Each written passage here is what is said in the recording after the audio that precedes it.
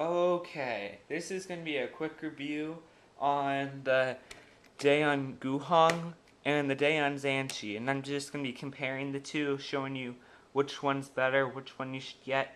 So I'm not going to be like everyone else that just tries to stretch out their video as long as it can go. I'm going to start out with the Dayan GuHoung because this is version 2 and the Dayan Zhanchi's version 5 of GuHoung, well, of Dayan, my bad. So, this cube, it's stickerless, and which means no stickers will ever peel from the cube. You will never have to re-sticker it. But the bad news about the stickerless version is you can't take it to competition. They say if you're like this, turning it, you can see that that's a yellow piece right there. That's a yellow right there. And you wouldn't be able to know that on a regular Rubik's Cube. So you're not allowed to bring stickerless cubes to competition. But they do have a black and white version of the Dayan GuHoung, same with the Dayan Zhanchi here. And so next is the speed of the cube. When I first got it, it was so much faster than the rest of my speed cubes that I had. And so that's a pro for this cube. But a con is whenever I took it to school or something and I was playing with it, and then a piece always seemed to pop out, and then a couple corners may even have come out, and that always was obnoxious. So that is a con against the Dayan GuHoung. And then I got the Dayan Zhanchi, so let's move on to the Dayan Zhanchi. The Dayan Zhanchi, right out the box, it was much faster than the Dayan GuHoung after I broke it in. So that's a pro for the Dayan Zhanchi.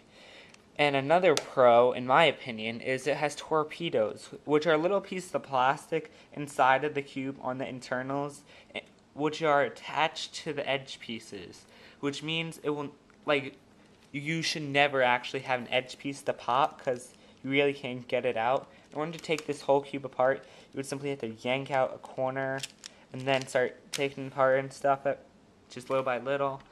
So some people don't like the torpedoes in their cubes because they say it slows them down, but it's faster than this cube already, and it has looser tensions than the Dayan GuHoung here, but it's allowed to have looser tensions, if you know what I mean, because it has torpedoes, which means you will never have a piece pop from it, unlike this one. So if you have loose tensions on the Dayan GuHoung here, this GuHoung, then you are more likely to have more edge pops, and it will be really annoying to have to put it back together and then test to see if it's in a solvable position.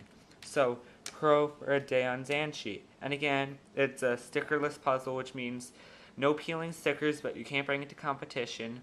So, right to the end here. Which puzzle or cube should you get if you want to get a good time on your solves? Get the Dayan Zhanchi here. If you want to have I would say get the Dayan GuHoung if you're a real Dayan fan, but in my opinion, get the Dayan Zhanchi.